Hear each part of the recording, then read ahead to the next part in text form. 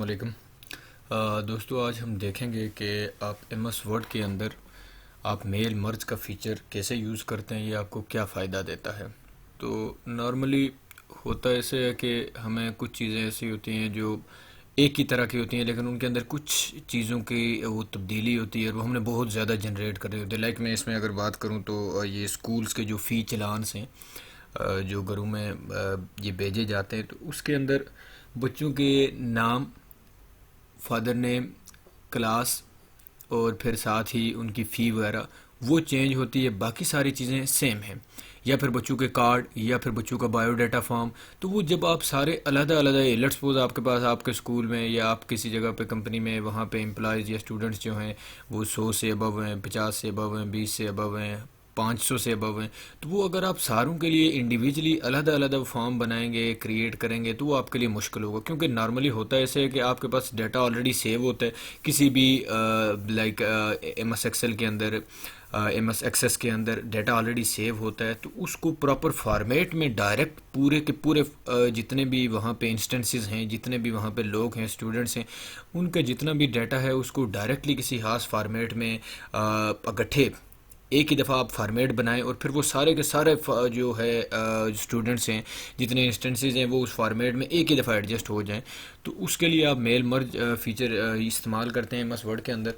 तो वो कैसे करते हैं और उसके लिए देखते हैं हम कि वो कैसे होगा। तो पहले मैं एक जनरल सा ये स्टूडेंट का बायोडाटा फॉर्म यहाँ पे बनाऊँगा। फिर उसके बाद हम एक्सेल के अंदर जाएंगे, वहाँ पे हम क्या करेंगे कि जितने भी स्टूडेंट्स हैं उनका जो डाटा है वो हम वहाँ पे डालेंगे और फिर हम ये देखेंगे कि वो डाटा यहाँ पे सिंगल क्लिक के साथ वो सारे का सारा डाटा अलग अलग स्टूडेंट के लिए यहाँ पे प्रॉपर फॉर्मेट में बना हुआ कैसे आता है।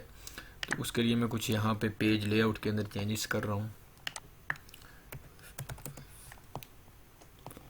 तो ये मैंने एक A4 हाफ पेज जो है ना क्रिएट कर दिया, इसके अंदर हम बायोडाटा फॉर्म बनाएंगे स्टूडेंट का।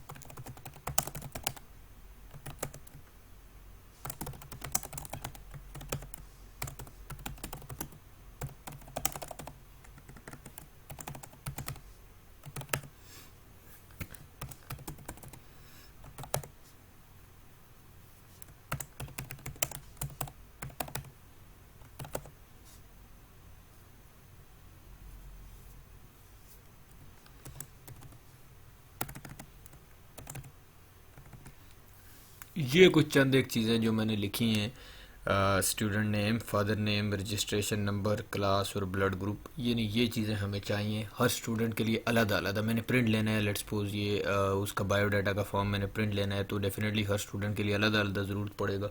तो उसके लिए फिर आपने क्या कर रहे हैं कि सबसे पहले जो उसके चीज़ें चाहिए आपको वो आपने यहाँ पर लिख ली, उनका प्रॉपर सा फॉर्मेट आपने बना दिया।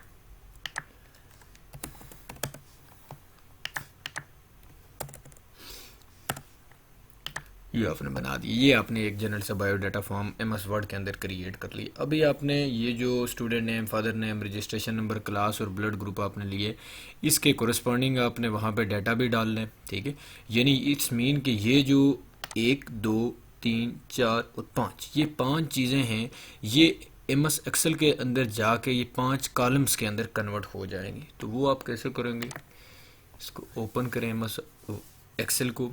यहाँ पे आपने क्या कर रहा है, 5 चीज़ें। पहली चीज़ क्या थी, student name, father name, registration number, class, fee. ये मैंने चीज़ें डाल दी, जिसके अंदर जो वहाँ पे जो चीज़ें मुझे स्टूडेंट की चाहिए थी बायोडाटा फॉर्म के अंदर, वो सारी मैंने यहाँ पे मुख्तलिफ़ कॉलम्स के अंदर मैंने लिख ली। यानी उसकी कॉलम के जो पहली पहली रो थी वहाँ पे, जो पहली रो थी वहाँ पे मैंने वो सारी चीज़ें लिख ली। तो लेट्स सपोज अब मैं नाम लिखता हूँ डिफरेंट स्टूडेंट्स का।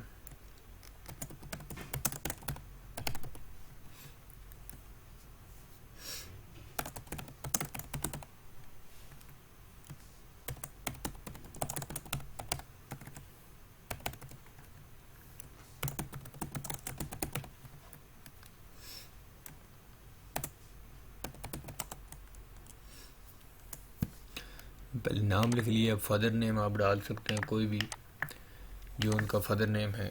मैं यहाँ पे कुछ डमी डाटा डालता हूँ।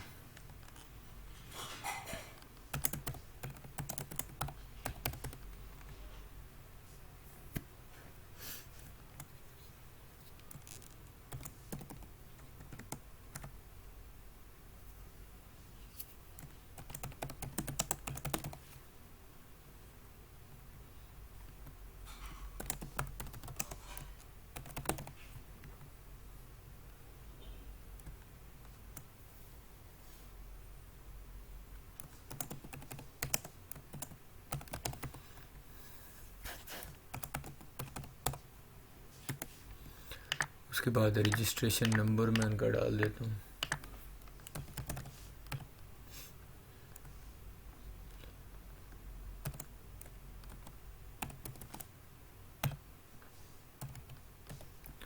यहाँ पे नीचे आप डायरेक्ट इसको खींच दें तो ये देख लें एमएस एक्सेल के अंदर ये फीचर मौजूद है। उसने खुद ब खुद डाटा को अपडेट कर दिया। ये 1 2 3 4 एंड 5।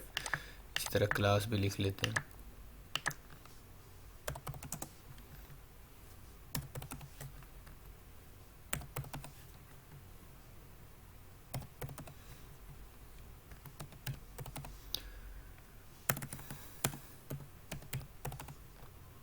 इनकी फ़ी लिखते हैं।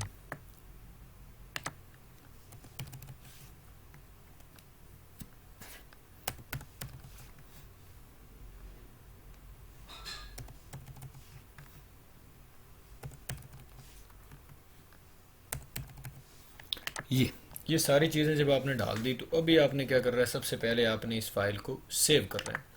तो यहाँ पे आप जाएंगे सेव। आप शॉर्टकट की भी यूज़ कर सकते हैं Ctrl+S। तो मैं डेस्कटॉप पे इस फाइल को सेव कर रहा हूँ और इसको नाम दे रहा हूँ टेस्ट डेटा सेव। अभी उसके बाद आपने क्या कर रहे हैं कि सबसे पहले इसको अपने टेबल में कन्वर्ट कर रहे हैं। सेव करने के बाद आपने इसको टेबल में कन्वर्ट कर रहे हैं। वो कैसे करवा पाएंगे, आपने इस डेटा को सिलेक्ट कर रहे हैं और यहाँ पे लिखा हुआ है फॉर्मेट एज टेबल। यहाँ पे क्लिक कर दें, यहाँ से कोई भी सिलेक्ट कर लें। जो ही वो आपसे पूछ रहा है कि आपके टेबल के हेडर्स हैं या कि नहीं है, तो मैं ऑलरेडी यहाँ पे लिख चुका हूँ fee, class, registration number, father name और स्टूडेंट नेम, ये मेरे टेबल के हेडर्स हैं। तो अगर हेडर्स आपने नहीं दिए हो, आपने डायरेक्टली आपने क्या लिखा हुआ है रिकॉर्ड, तो फिर आपने क्या कर रहे हैं, इस पे क्लिक, इस चेक बॉक्स को आपने चेक नहीं कर रहा। उसकी रीज़न ये है कि अगर आप इसको चेक बॉक्स को चेक नहीं करेंगे तो फिर वो आपको ऊपर इसको कॉलम 1, कॉलम 2, कॉलम 3 दे देगा। आप बाद में उसको एडिट कर सकते हैं। तो अभी मैं ऑलरेडी दे चुका हूँ अपने टेबल के हेडर्स। तो फिर मैं यहाँ पे क्लिक कर दूँगा। ओके, ये देखें जी, अभी ये आपके पास आ गया प्रॉपर टेबल फॉर्मेट में। तो इसको आपने दोबारा Ctrl+S लगा के आपने सेव कर दिया। फाइल को काट लें आप। अभी आप दोबारा MS वर्ड पे आ जाएं। अभी यहाँ पे आपने काम कर रहा है, सबसे पहले आपने जाना है मेलिंग्स पे। यहाँ पे जो लिखा हुआ सिलेक्ट रेसिपिएंट्स, यहाँ पे आपने क्लिक कर रहे हैं यूज़ एन एग्जिस्टिंग लिस्ट।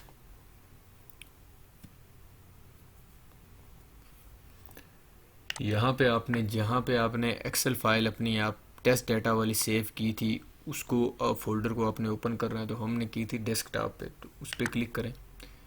यहाँ पे देखें तो टेस्ट डाटा आपके पास आ गया। इस पर क्लिक करके ओपन। एक ही शीट है इसके अंदर मौजूद है, तो आपने इस पर ओके कर दिया। अब यहाँ पे आप आ जाएं इंसर्ट मर्ज फील्ड।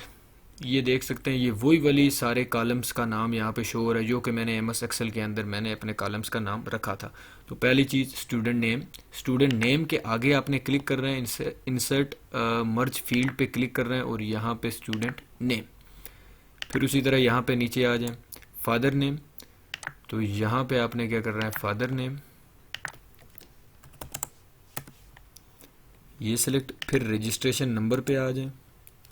यहाँ पे आपने क्या कर रहे हैं, रजिस्ट्रेशन नंबर, फिर यहाँ पे क्लास, फिर यहाँ पे फ़ी। अब इनके अंदर आप फॉर्मेटिंग आप देना चाहते हैं खुद से कोई, लाइक मैं यूँ कर देता हूँ।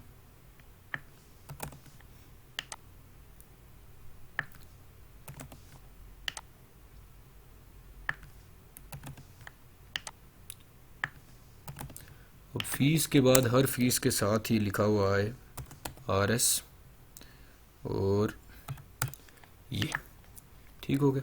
ये जो चीज़ें थी, आपने जब ये वाला काम कर लिया तो अभी आपने इसका रिजल्ट देखना है कि वाकई इसने ये काम कर भी रहा है या कि नहीं कर रहा। तो उसके लिए प्रीव्यू रिजल्ट पे आप क्लिक कर लें। तो ये अगर आप देखें तो लाइक इस तरह का, जो वकार अहमद मैंने पहला जो स्टूडेंट डाला था वो यहाँ पे लाइक इस तरह आपके पास शो हो जाएगा। फिर उसके बाद आपने क्या करना है, आपने जाना है इन फिनिश मर्ज पे, यहाँ पे क्लिक करें, एडिट इंडिविजुअल डॉक्यूमेंट्स। यहाँ पे आपसे पूछ रहा है कि जितने का जो टोटल रिकॉर्ड्स हैं आपने उन सारों को कन्वर्ट करना है, उन सारों का डाटा आपने एम एस एक्सेल से एम एस वर्ड पे शिफ्ट करना है या कि चंद एक। अगर आपने सारों का करना है तो आप ऑल पे क्लिक करके ओके कर देंगे। अगर सिर्फ किसी एक बच्चे का कर रहे हैं तो उस पर आप करंट रिकॉर्ड कर दें। अगर आप लेट्स सपोज आप पहले से 1 से लेकर 20 तक जो हैं बच्चे जो हैं, यानी एडमिशन नंबर आपका जो 1 से लेकर 20 तक है, वहाँ तक के बच्चों का आप ऑलरेडी फॉर्म जनरेट कर चुके हैं, तो अब आपने कितने का करना है, अब आपने 21 से लेकर 50 तक का करना है। तो फिर आप यहाँ पे 21 लिखेंगे और 250 तक आप देंगे, तो वो ये सिर्फ 21 से लेकर 25 तक जो स्टूडेंट्स होंगे उनका जो डाटा होगा वो एम एस वर्ड में इस बायोडाटा फॉर्म में शिफ्ट करेगा। ठीक है, तो हमें इस वक्त क्या चाहिए, सारों के लिए। तो उसके लिए मैंने क्या क्लिक, उसके लिए मैंने ऑल पे क्लिक किया, ओके जी। अब यहाँ पे आप देख सकते हैं कि पहला फॉर्म बायोडाटा फॉर्म हमारे पहले स्टूडेंट के लिए, दूसरे के लिए, तीसरे के लिए, चौथे के लिए और पांचवें के लिए। तो ये थोड़ा सा सिंपल सा तरीका है जिसके ज़रिए हम बड़ी आसानी से, जितने भी क्यों ना आपके पास स्टूडेंट्स हों, एम्प्लॉयज़ हों या उसके अलावा कोई आपका कोई इस तरह का कोई काम हो रहा है, तो वो आप आराम से बड़ी आसानी से आप उनके इस तरह के प्रॉपर फॉर्मेट में उनके डाटा को अरेंज कर सकते हैं। और फिर दोबारा आप यहीं पे डायरेक्टली प्रिंट भी आप ले सकते हैं। आप अपना रिजल्ट देखने से पहले प्रिंट लेना चाहते हैं, अब ये जो फाइल बनी है ये एक अलग फाइल बनी है हमारी, जो जिस पे हम काम कर रहे थे वो लाइक आप देख सकते हैं ये वाली फाइल बनी हुई है। तो आप यहाँ पे आप डायरेक्टली इसको प्रिंट भी कर सकते हैं। ठीक है, प्रिंट डॉक्यूमेंट्स भी कर सकते हैं। तो ये प्रिंट में ये नहीं देगा, प्रिंट में इसका रिजल्ट देगा। ठीक है, तो नॉर्मली हम वो काम करते नहीं है, क्या पता कोई मिस्टेक आ जाए, इस वजह से हम पहले इसको एडिट करके इंडिविजुअली उसको देखते हैं, फिर उसके बाद प्रिंट करते हैं। वैसे अगर आप डायरेक्टली, आपको पक्का उम्मीद, आपके ये पक्की उम्मीद है कि भाई आपका डाटा जो है ना उसमें किसी किस्म की गलती नहीं है, फॉर्मेट में कोई प्रॉब्लम नहीं है, तो फिर आप क्या कर सकते हैं, डायरेक्टली यहाँ पे इसको प्रिंट भी कर सकते हैं, वरना आप इंडिविजुअल डॉक्यूमेंट्स को एडिट भी करवा सकते हैं। उसके बाद यहाँ पे इसको डायरेक्टली मेल भी कर सकते हैं, और जब हम मेल करेंगे तो ये फॉर्मेट नहीं जाएगा, बल्कि जो इसका रिजल्ट है, यानी रिजल्ट से मीन के जो डाटा एम एस एक्सेल से यहाँ पे शिफ्ट होके जो डॉक्यूमेंट बन रहा है वो वाला डॉक्यूमेंट आप मेल कर पाएंगे। ठीक हो गया। तो ये चंद एक स्टेप्स थे जिनके ज़रिए आप मेल मर्ज को यूज़ कर सकते हैं और अपना जो डेली रूटीन का आपके जो काम है उनको मज़ीद आसानी से और बेहतर तौर पे आप कर सकते हैं। इसके अलावा मज़ीद अगर किसी को कुछ पूछना है या इसमें कोई प्रॉब्लम आ रही है तो वो आप पूछ रहे हैं। इंशाल्लाह हम नेक्स्ट वीडियो में देखेंगे कि हम स्टूडेंट के कार्ड्स किस तरह बनाएं। लाइक स्टूडेंट कार्ड्स के अंदर आपके पास उसकी पिक्चर और ये सारी चीज़ें, यानी पिक्चर भी खुद ब खुद किस तरह यहाँ पे आनी है। एम एस एक्सेल के अंदर आपने हर बच्चे के कोरिस्पॉन्डिंग आपने अगर पिक्चर सेव की हुई है तो वो पिक्चर यहाँ पे एम एस एक्सेल के अंदर कैसे सेव करेंगे और वो पिक्चर वहाँ से यहाँ पे कैसे आएगी, तो वो इंशाल्लाह हम अपनी नेक्स्ट वीडियो में देखेंगे। इसमें आपको मज़ीद अगर किसी चीज़ की हेल्प चाहिए तो वो आप कमेंट सेक्शन में पूछ सकते हैं। शुक्रिया।